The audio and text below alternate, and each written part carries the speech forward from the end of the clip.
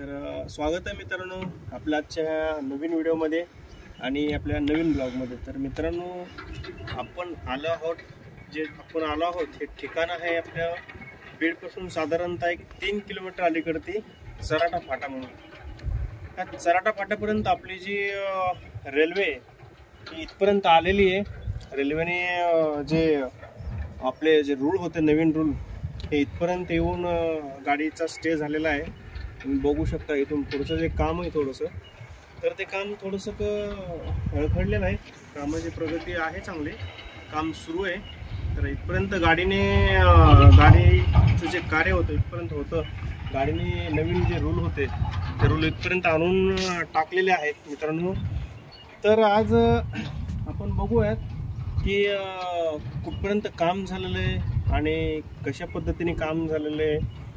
आणि जो आपला महत्त्वाकांक्षी बीडचा जो चराटा फाट्यावरचा जो मोठा पूल आहे तो काहीतरी एक 2 वर्षापूर्वी झालता, तर तोही मोडकळीस आलेला आहे। तर रेल्वे प्रशासनाने तो पूल पाडलेला आहे आणि आपण त्याचाही एक आढावा घेणार आहोत। त्याही पुलाचे आपल्याला काही फुटेज भेटतील, आपण तिथेही जाऊ, आपण बघूयात कशा पद्धतीने तो पूल पाडलेला आहे आणि काय सध्याची परिस्थिती आहे, काय वर्कआउट आहे रेल्वेचं आणि कशा प्रकारे लेबर काम करत आहे हे आपण बघूयात। तर बघू आपण थोडंसं, चला या पाठीमागं आपण बघूयात।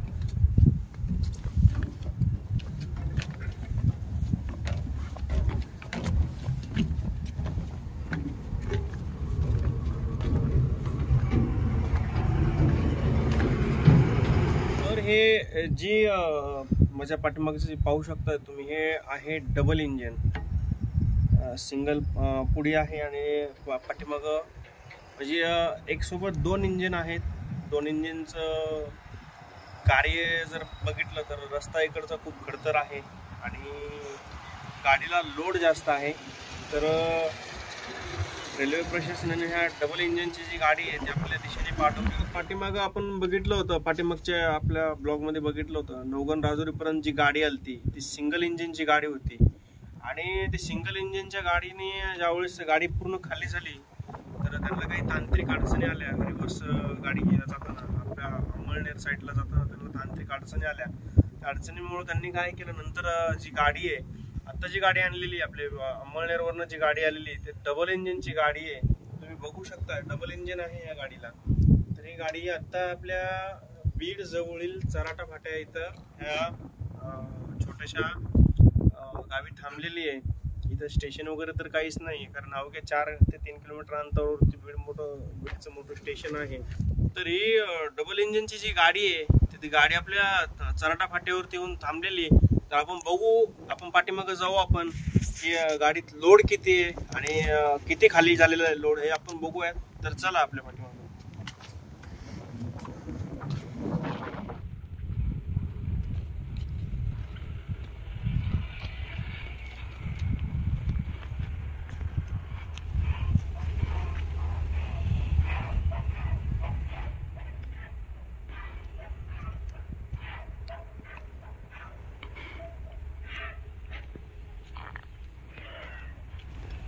तर अशा प्रकारे हे आपलं डबल इंजिन ची जी गाडी आहे ती घेऊन आलेली आपल्या चराटा फाट्यावरती मित्रांनो, पाहू शकतात समोरती।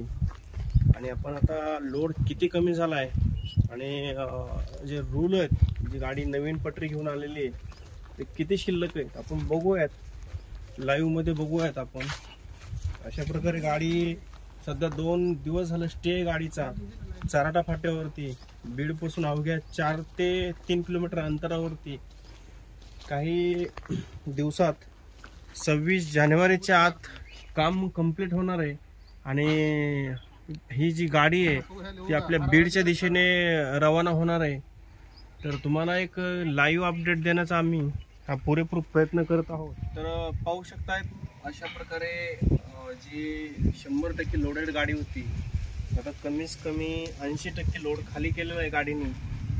बघू शकताय तुम्ही, हे 260 ते 270 मीटरचा जो रेल्वेचा जो ट्रॅक आहे अशी गाडी लोड करून घेऊन आलेली होती। तर ते 70-80% लोड कमी झालेला आहे, कारण वरची तुम्ही रॅक बघू शकतात. 1 2 3 क्रमांकाचे जे रखाने आहेत ते कमी झालेले आहेत. त्या 3 क्रमांकावरती तेवढेच लोड होते, तेवढंच जे आपले रूल होते ते कमी झालेले आहेत. गाडी रोल टाकत आपल्या सराटा फाट्यापर्यंत गाडी आलेली आहे. आणि आता जो उर्वरित जो रोल आहे तो 20% जे लोडेड आहे गाडी खाली करायची, त्या अवघ्या काही 1 ते 2 दिवसात. यावेळेस हे थोडंसं तांत्रिक अडचणीमुळे जे काम थोडं राहिलेलं आहे, सराटा फाटा ते बीड स्टेशन, तर ह्याचं काम कंप्लीट झाल्यानंतर की 2 दिवसात अवघ्या आपल्या बीडच्या रेल्वे स्टेशनवरती या गाडी असणार आहे. आणि हा जो लोड आहे हा पूर्ण कम्प्लिटली तिथपर्यंत उतरवल्यानंतर मग गाडीचा हा परतीचा प्रवास सुरू होणार आहे. मित्रांनो, तुम्ही बघू शकता अशा प्रकारे गाडीने लोड कमी केलेला आहे. तर काही ग्रामस्थ आपल्यापाशी आहेत, आपण त्यांना विचारू की बाबा तुम्हाला कशा प्रकारे आनंद झाला आहे किंवा काय वाटतं तुम्हाला या नवीन ब्रॉडगेज विषयी. चला तर आपण त्यांना विचारू. तर भैया, तुम्हाला काय वाटतं नवीन जो हा ब्रॉडगेज झालेला आहे, तर तुम्हाला म्हणजे फर्स्ट टाइम तुमच्या गावामध्ये रेल्वे आलेली आहे, फर्स्ट टाइम तुम्ही बघताय सगळं, तर तुम्हाला नेमकं काय वाटतं? आम्हाला तर लय खूप छान वाटतंय, आनंद झालाय की बीडमध्ये रेल्वे आली. आमचा आजूबाजू आम्ही ऐकतो की रेल्वे येणार आहे. आज आमच्या काळामध्ये आले ते आम्हाला लय बरं वाटतंय. छान. आम्हाला सुद्धा तेच, म्हणजे आम्ही पण तेच प्रत्यक्ष होतं. आम्हालाही असं वाटायचं की आम्ही लहानपणापासून ऐकतो की आपल्या बीडमध्ये रेल्वे येणार म्हणून. आता प्रत्यक्षात समजा स्वप्न पूर्ण झालंय. लय बरं वाटतं. तुम्हाला काय वाटतं? काय नाही, बीडचा विकास होईल.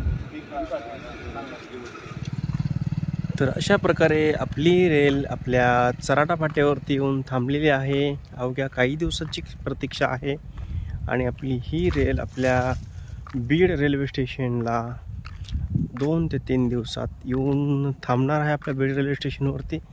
तर मित्रांनो, व्हिडिओ जर आजचा आवडला तुम्हाला तर नक्की लाईक आणि सबस्क्राईब करा, कारण तुमच्या लाईक आणि सबस्क्राईबमुळं आम्हाला खूप मोटिवेशन भेटतं आणि आम्हाला नवीन व्हिडिओ बनवण्याची एक संकल्पना आम्हाला डोक्यात येते. तर मित्रा, तुमचं लाईक आणि शेअर आमच्यासाठी खूप महत्त्वाचं असेल, खूप महत्त्वाचं राहील. आणि तुमच्या लाईक आणि शेअरमुळे आम्हाला थोडंसं एक बळकटी भेटते, आम्हाला एक चालना भेटते.